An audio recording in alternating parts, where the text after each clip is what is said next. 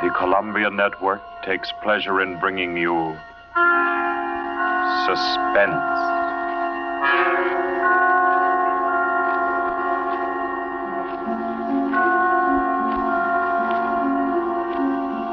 Suspense. Stories from the world's great literature of pure excitement. A new series frankly dedicated to your horrification and entertainment. I was walking around in Oklahoma and I saw somebody with a huge dick.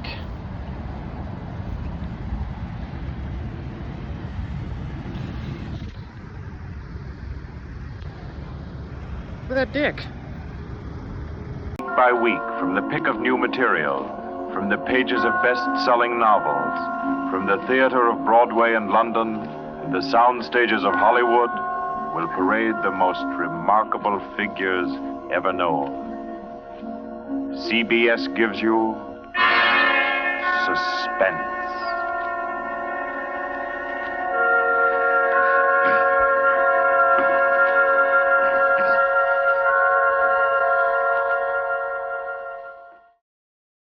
Tonight's presentation is one of the finest of the contemporary stories of mystery and terror.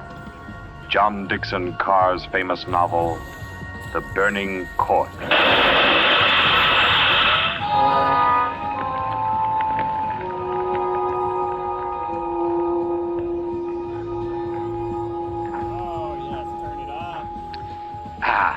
A glass of sherry by the fireside of a beautiful suburban home.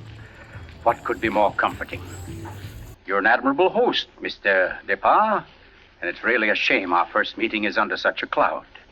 It's also a shame I have so little time to tell you which one of your guests here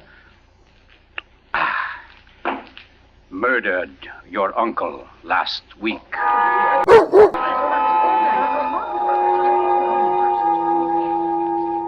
Let's see now. I believe we're all here. Your wife, your friend, Mr. Stevens, Captain Brennan. Yes, and incidentally yourself. Just who did you say you were? Well, no wonder you've had so much difficulty with the case, Captain. My name is Cross, Godin Cross, the writer. As a matter of fact, it's because of my just completed book, Poisoning Throughout the Ages, that I happen to be here now. And Ted Stevens there happens to be a member of the firm which publishes my work. I'd never seen him until tonight, but I've been told what happened. This afternoon, he began reading my manuscript for the first time on the train. The commuter's train, which every afternoon deposits him safely and soundly here in Crispin. I imagine he was halfway home by the time he finished the first chapter. Then he turned a page. Attached to the following leaf was a picture. And looking at it, the young man stiffened suddenly and all but cried out his shock. It was a picture of a young woman, and under it had been printed, famous poisoner Marie Dobré, 1676. Ted Stevens was looking at a picture of his own wife.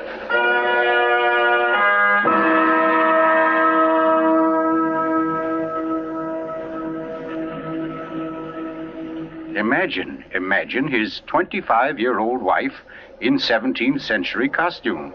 The face, the features, even a wistfulness of expression were identical. Even the name, Dobré, was his wife's maiden name. But no, that was ridiculous. This woman in the picture was, well, one of his wife's ancestors. Yes, that was it. Simply an amazing family resemblance. Marie would be waiting for him at the station, and he'd have to tell her about it. He wondered why, however, she'd never told him about. Oh, well, but you don't discuss such an ancestor, do you? Ted Stevens glanced down at the chapter to which the picture had been attached. It was entitled, The Affair of the Non-Dead Woman.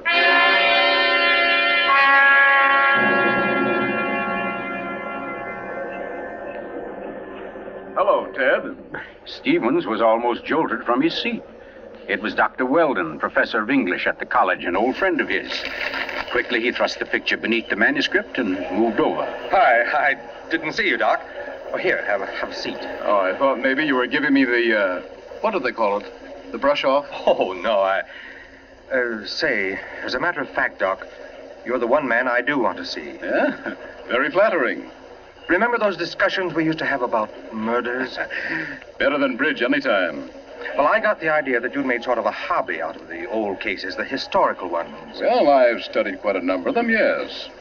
Ever hear of a woman named Marie Dobré? Marie Dubray? Marie Dubray. Oh, yes. That was her maiden name, of course. One of the finest specialists in arsenic poisoning you could ever hope to find. Oh, we're almost at our station, Ted. Let's get to the door. Yes, a real charmer Marie was.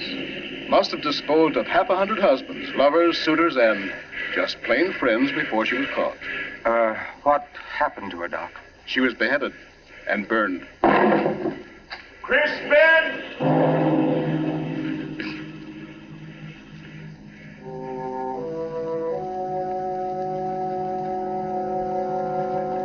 Oh, absurd, laughable. Ted Stevens kept saying this to himself, and yet what he knew was a foolish dread followed him straight through the small suburban station and clung to him as he reached the street. And there in the roadster was Marie, leaning toward him a little to hold the door open and smiling at him. Oh, Ted, what on earth are you staring at? That streetlight shining on your hair. I like that. Oh, you're tight. Come on, get in the car.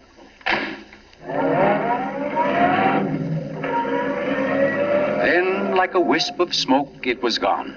The whole ridiculous fear, the delusion.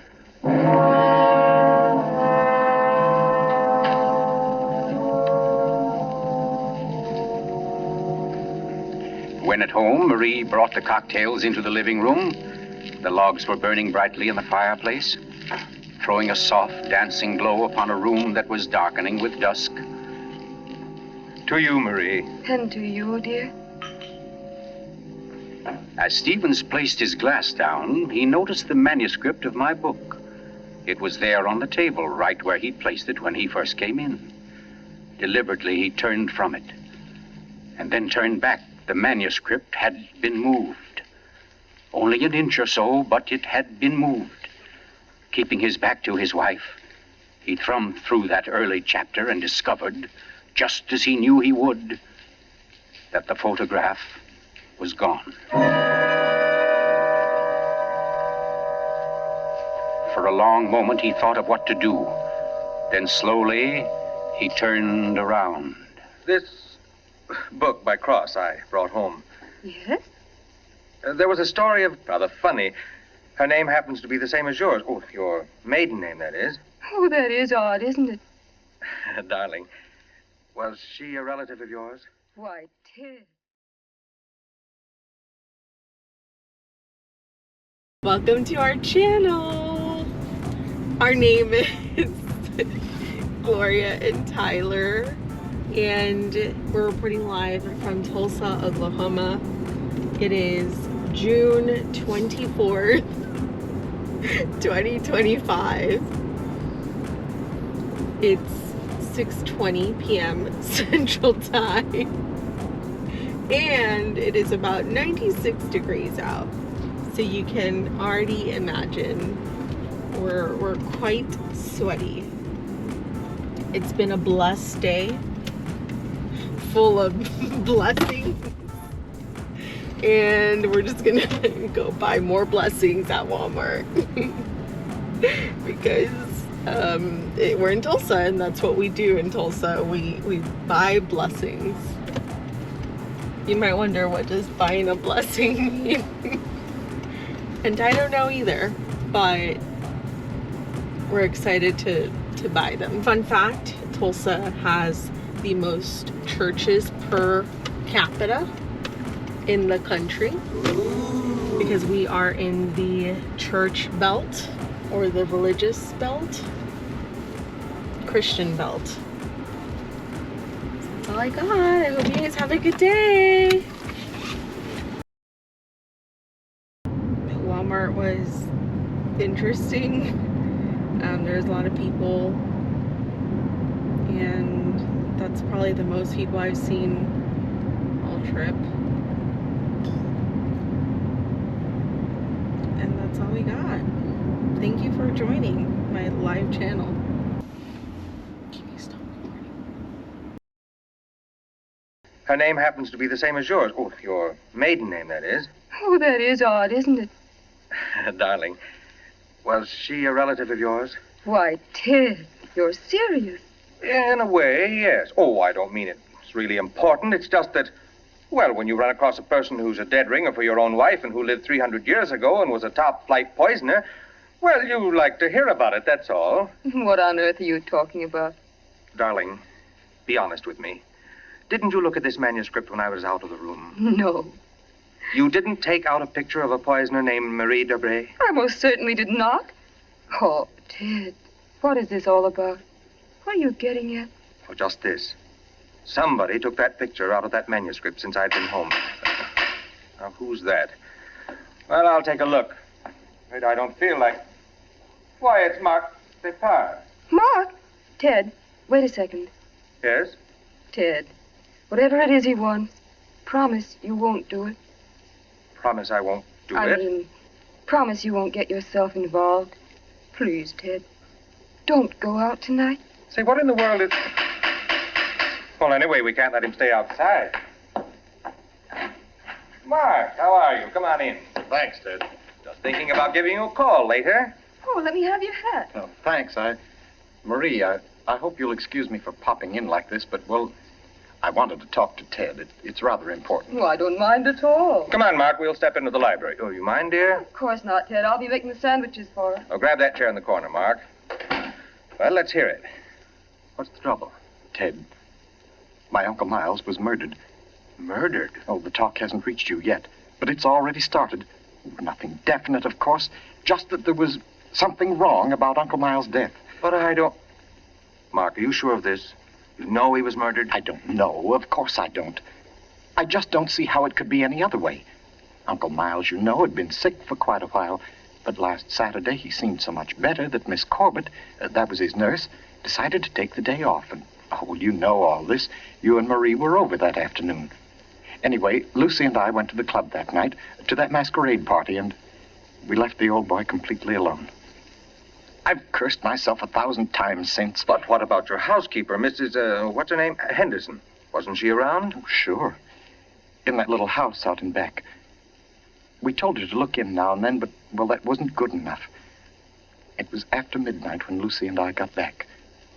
Uncle Miles was dying. Ted, it looked exactly like one of his regular attacks, but then later, after he was gone, I happened to glance under the chest of drawers in his room. There was a small silver cup under there, almost drained, and Uncle Miles' cat. The cat was still warm, but quite dead. Oh. I managed to get the cat out of the house and buried without anyone seeing me. Next day, I had the contents of the cup analyzed. It was poison? Yes. Arsenic. Well, what do you want me to do? Help me open the crypt. What? I want to have a private autopsy performed. Help me get Uncle Miles' body out of that vault. Oh, I know it's a tough job. The thing is sealed solid, but we can do it. You mean without the police knowing about it? Without anybody knowing about it. Mrs. Henderson's visiting her sister, and I managed to send Lucy over to the club. You must be crazy. You're playing with dynamite, Mark. This is something you've got to tell the police now. I can't take that chance. But they'll have to know sometime. You're only I've delaying... got to know first, I tell you. You don't understand, Ted. There was somebody in Uncle Miles' room that night, handing him something in a silver cup. Mrs. Henderson was on the porch by the window. She saw her. She saw her? Ted, she thinks it was my wife.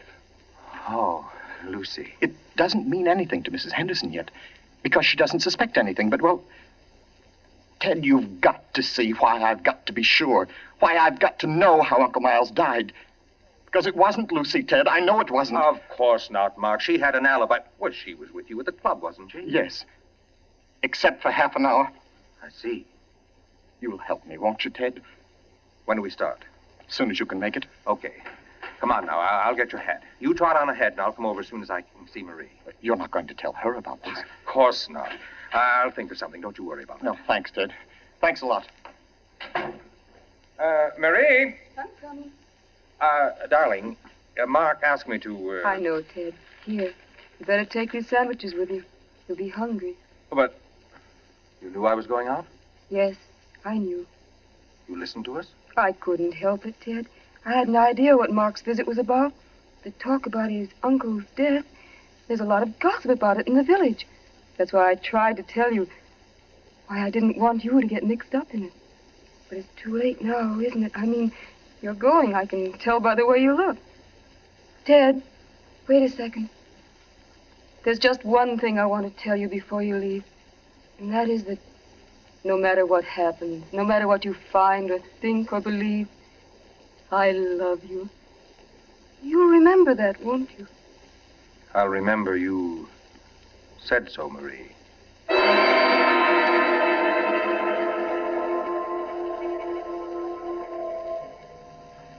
By the light of a dim kerosene lantern, Mark and Ted Stevens pounded their way through the thick shelf of rock that covered the Depar's ancestral tomb, pried open the great slab of stone which lay across the subterranean door, and then at last descended to the dank, ink-black chamber.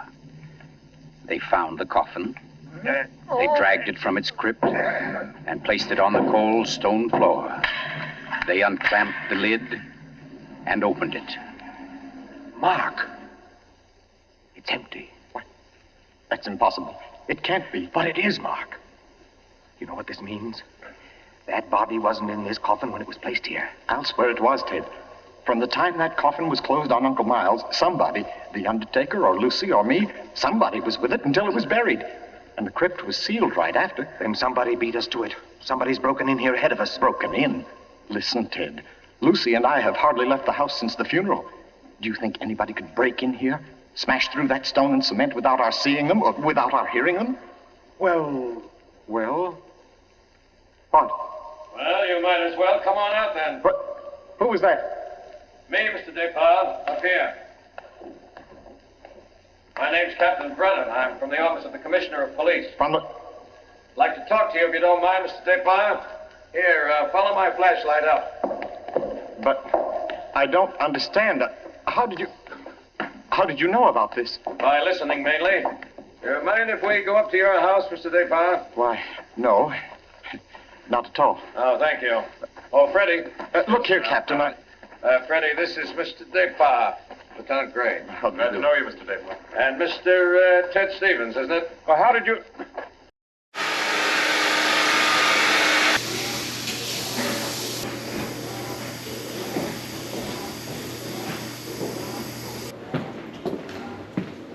Do I take the garbage out?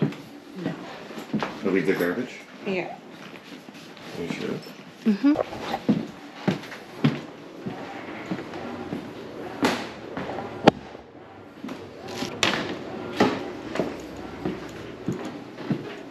It'd be so creepy if you're recording and then when we leave and you're looking back at it, there's like a ghost.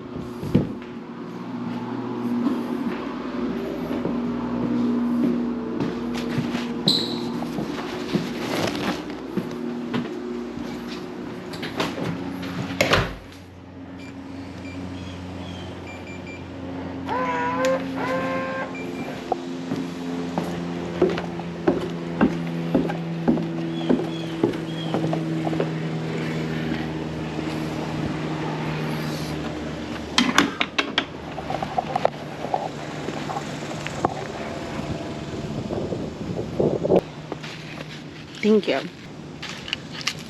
Anything else? No. How did you know my name? Very simple. I got the names of everybody who was here at the depot the day the old man died. You and your wife were included. Oh, here we are. But I don't... Captain, who gave you those names? Why, your housekeeper, of course. Mrs. Henderson? You didn't think Mrs. Henderson saw the dead cat, did you, Mr. Depart? But she did. She also saw you bury it. And we've been interested in the case ever since. Well, nice place you have here, Mr. Depart. Now, let's see. According to Mrs. Henderson, your wife was wearing some kind of a masquerade costume that night. What kind of a thing was it? Well, it was... Oh, there, you can see it. It was copied from the dress in that old painting over there. Oh, yes. Funny, where's the woman's face? It's always been that way, long as I can remember. Somebody must have thrown acid on it or something. Can't blame them much. She was a poisoner. A poisoner? Yes. The story goes that one of my ancestors was responsible for her execution. Marie Dobré, her name was. Oh, yes, I've read about her. Learned all her poison tricks from one of her lovers, guy by the name of Godin Saint Croix. Godin Saint... Oh, yes, Mr. Stevens, we cops read now and then. Did you say Godin Saint Croix? That's French. We call it cross. Absolutely no limit to a cop's education, is there?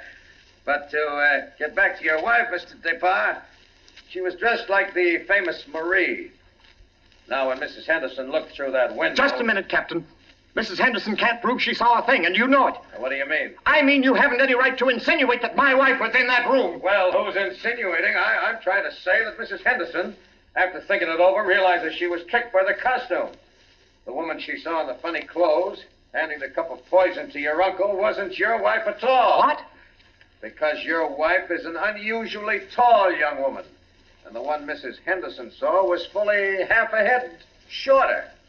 More on the order, let's say, of Mr. Stevens' wife. My wife? Captain, this is absolutely ridiculous. Well, I don't know. Why, what's the matter, Mr. Stevens? You're trembling like a leaf. Tell me now, just for fun, where was Mrs. Stevens that night? She was home with me. The whole evening? Certainly. She retired early? Yes, we both did. You, I suppose, were sound asleep by midnight. Yes, I was. Then how do you know where your wife was? Well, Look here, Stevens. She had to have a costume that would match Mrs. Despas. How did she manage that? Where did she get it? Well, she never had one. She never had a dress like that. And what about her motive? Why did she poison him? I don't know. Not for money, certainly. Then what was it? Hate? Did she hate Miles Despas? Yes, she did. No. Oh, I don't know. I don't know, I tell you. Brown, Yes, Freddie. I phoned and got hold of Mrs. Depart and the nurse, all right. That Mrs. Stevens, I couldn't reach her. Her phone won't answer. Okay, have her picked up. I'm going home. Stevens, come back here. I'm going to get my wife. Want me to stop him, Brennan? No, go.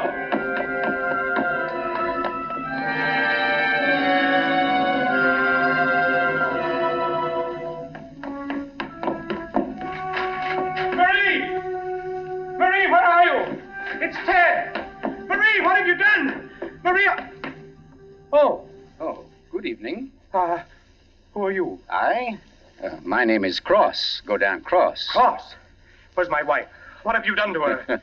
You fiend, what have you done to my wife? Why, nothing at all, young man. Here, sit down. You're lying. Something's happened to her. The police just phoned. There wasn't an answer. Why are you here? Why am I here? Well, because your wife, reading my chapter on the Dobrés, realized I knew more about the family than even she did.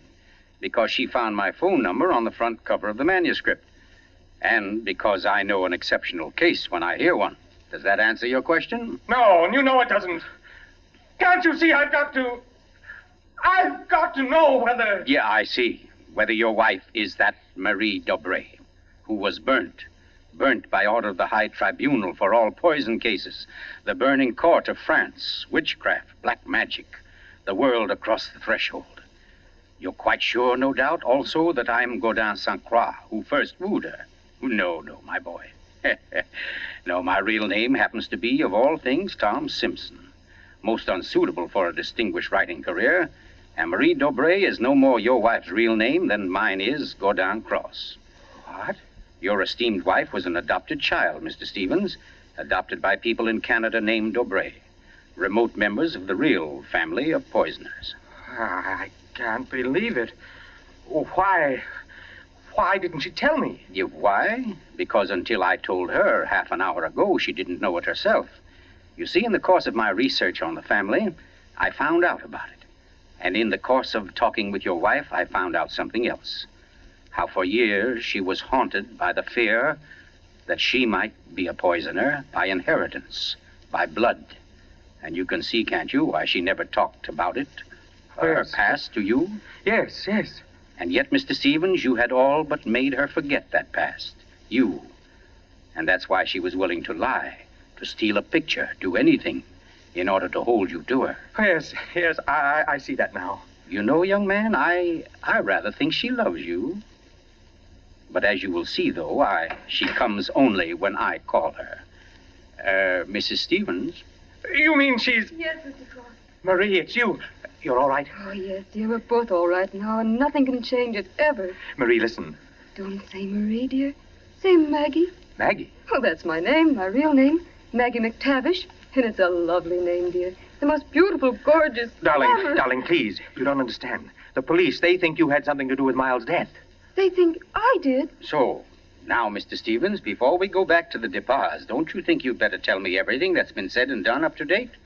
Having just saved your wife's soul from the burning court, now I'll wrest her body from the electric chair.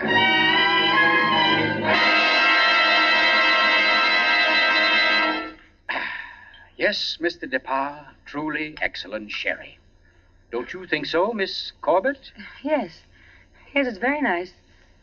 Well, that, ladies and gentlemen, is how I happen to be here. So let us consider first that supernatural hocus pocus in the crypt. That body that walked out of the sealed tomb. That body that never was in the tomb. Never was in the tomb? No, Mr. Depas. The murderer knew that very soon Mrs. Henderson's story would bring about an investigation. He had to get rid of the well-known corpus delicti. Yes, but who could have kept the body out of the tomb? Who, Mr. Depas? Why, you, sir. What?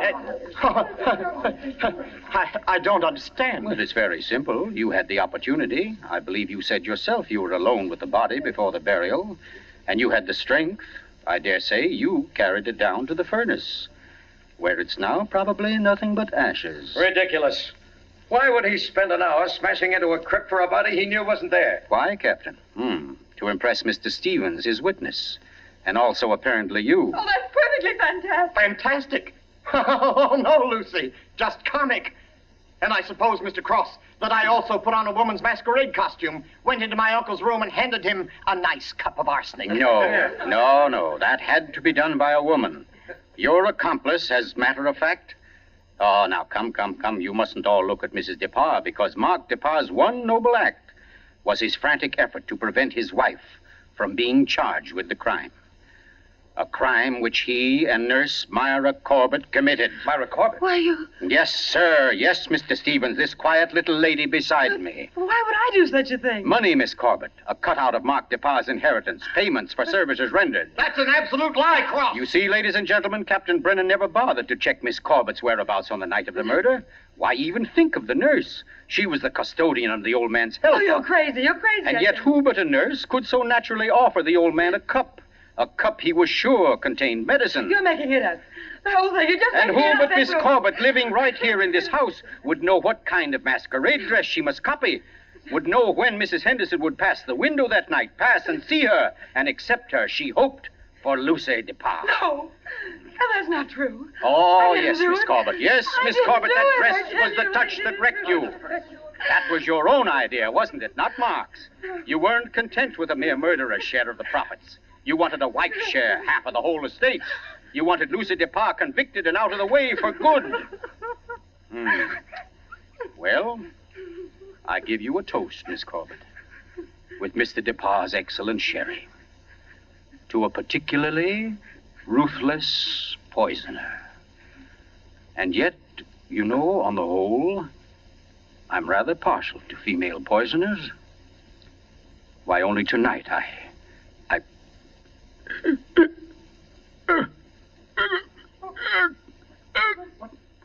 Get back. Here, let me get to him. Mr. Cook! What's the matter, Brennan? This man's dead. Dead? And from cyanide, if I know anything. Cyanide from that glass of sherry. Cyanide that a nurse could get quite easily. That glass was right beside you, Miss Corbett, and nobody else was near it. Too bad he didn't drink it as soon as you hoped. A second ago, we had nobody to use against you. But we have now, Miss Corbett. We have now. And I arrest you for the murder of Gordon Cross.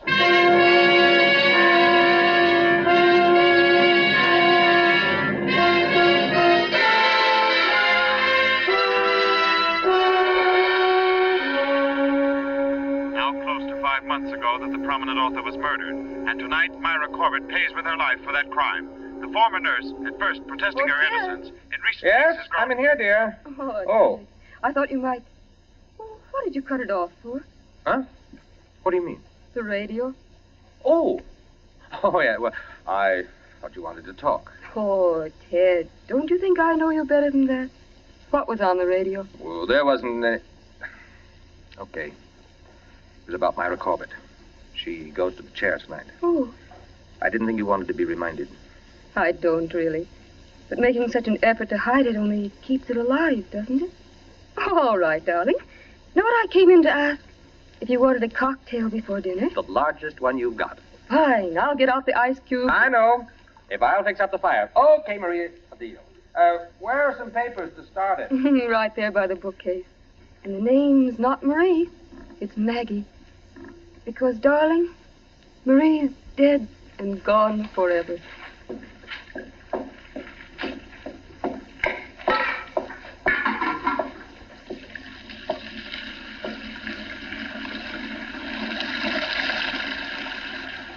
Oh, no, Marie.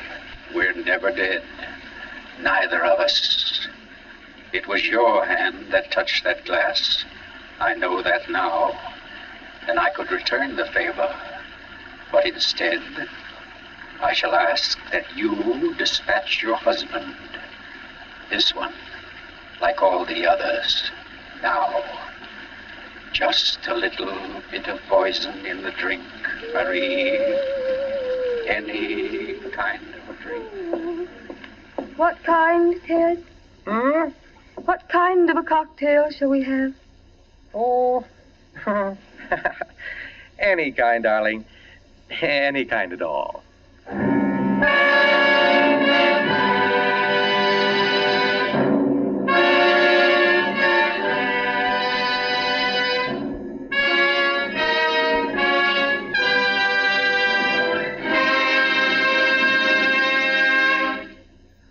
You've just heard The Burning Court from John Dixon Carr's famous novel, the first in Columbia's new series of outstanding classics and chills by world-famous authors. Tonight's play, ladies and gentlemen, has one rather special significance we think you'd like to know about. As you perhaps have heard, every fine comedian is said to cherish a secret desire to do an abrupt about-face. He pines for the part of a blackguard. Well, tonight you witness the fulfillment of one such desire. The role of that literary and quite infamous diehard, Gordon Cross, was portrayed by none other than Hollywood's expert provoker of laughs, Charlie Ruggles, here in New York for the world premiere of his latest screen success, Friendly Enemies. The role of Marie, well, that was enacted by a young lady who long ago won national acclaim as one of Broadway's most accomplished dramatic actresses, Miss Julie Hayden. Thank you, Charlie Ruggles and Miss Julie Hayden, for your splendid performances. The play tonight, as all plays in this series, was produced and directed by Charles Vanda, written by Harold Medford and scored by Bernard Herrmann. Next week, we bring you an intensely exciting and moving drama, The Life of Nellie James. This is the Columbia Broadcasting System.